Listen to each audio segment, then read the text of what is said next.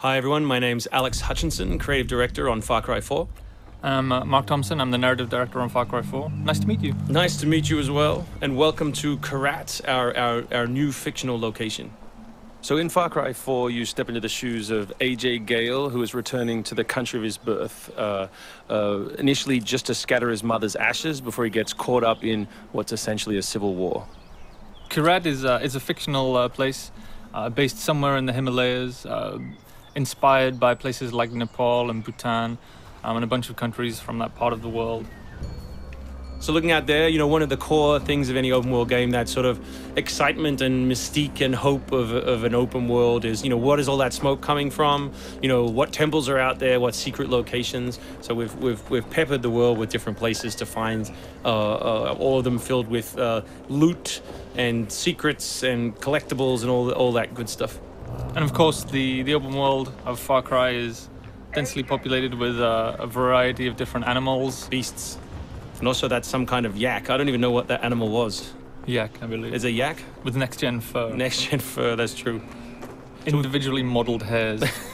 So you see here with with the eagle, you won't see it in this demo, but you can be attacked from above for the first time in a Far Cry game. So we've tried really to play with verticality, to have threats above and below you.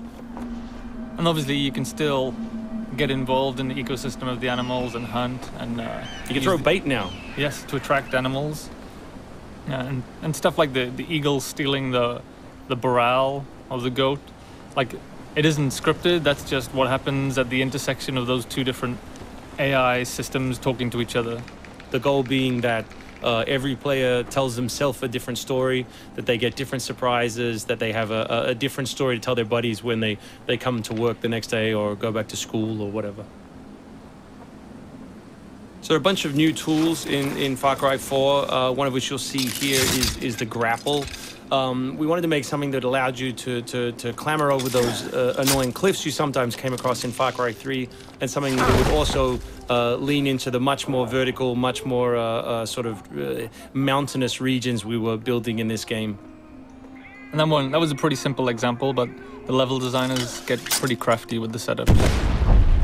We have these areas we're calling adventure zones in the new game, which will take you to places like temples, which you can see from afar, and force you to use the grapple in sort of really interesting and different ways.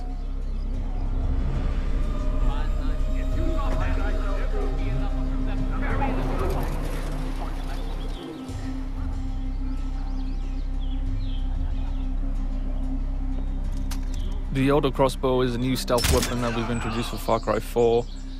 It adds a little more versatility than the bow did in Far Cry 3.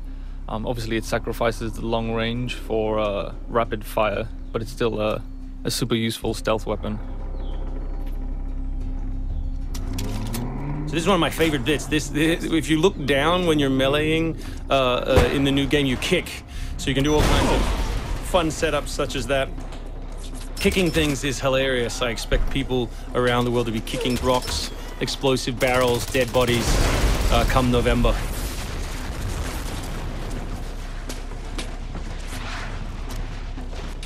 Our goal really was just to provide as many tools as possible, whether vehicles or animals or weapons or, you know, goofy stuff, and let people fit them together any way they want. Yeah, and we've snuck a few features in that fans of Far Cry 3 I think are going to be surprised by. Drive and shoot. Yes. So drive and shoot, obviously it's a bit frustrating to be chasing someone forever and have to sort of drive in front of them, pull over and wait for them to get out. So now in the vehicles you can drive and shoot with any one-handed weapon. And you can also do driving takedowns from any vehicle, which I really like. So this idea of leaping from your vehicle into another vehicle, do horrible things to them, boot them out the side, and then continue on your merry way. You can now deliver death without even leaving your seat. So wingsuit is still here, and it's really cool, as you see, and actually when the space became more vertical, it actually became more fun. The mountainous environment means that there's a lot more wingsuiting to be found. And hopefully you won't get it before the middle of the game. You Yes. will. Hopefully you will get it Yes, before the middle of the we game. will. That's the current plan. But we are many months away from watching you guys abuse us online.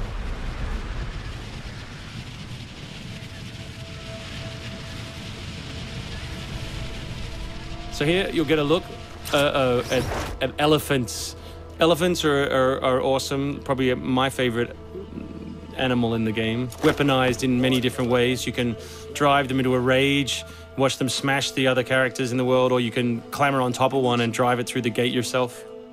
My favorite animal is the human animal. It's very Far Cry 2 of you, Mark. Oh, it's the Shark of Darkness. So co-op is a massive part of the new game. It's one of our big ways of opening up the open world and letting you play any way you want. So basically, when you ask your buddy to join, all the solo missions turn off, and you're left with all of the open world toy, the outposts, the fortresses, the towers, all the quests to play any way you want. And all that progress will be saved within your game. So you don't have to go into another mode, you don't have to leave your game, and you don't feel like you're wasting your time. All right, let's do this. What do you think of the Buzzer, Mark, which is a small one-man helicopter? It's very red. No, but it's cool because it gives like this almost like developer perspective on the world. Like you normally, in Far Cry 3, you could never really see an outpost, or you couldn't engage with an outpost from this kind of vantage point, which is really cool. So the outposts from Far Cry 3 were like the template for the fortresses. They're kind of like bigger, better, more badass version of the outpost to more badass. To paraphrase Cliffy B. Badassitude. So imagine charging that vehicle, you know, atop the elephant as opposed to just watching it happen. We spent a lot of money on that feature. Yeah, a lot of money. Perhaps we could have put that in a video. Very expensive. So thanks everyone for watching. We really appreciate your time, and we look forward to showing you a whole lot more gameplay in the coming months. The game ships, of course, November 18th worldwide.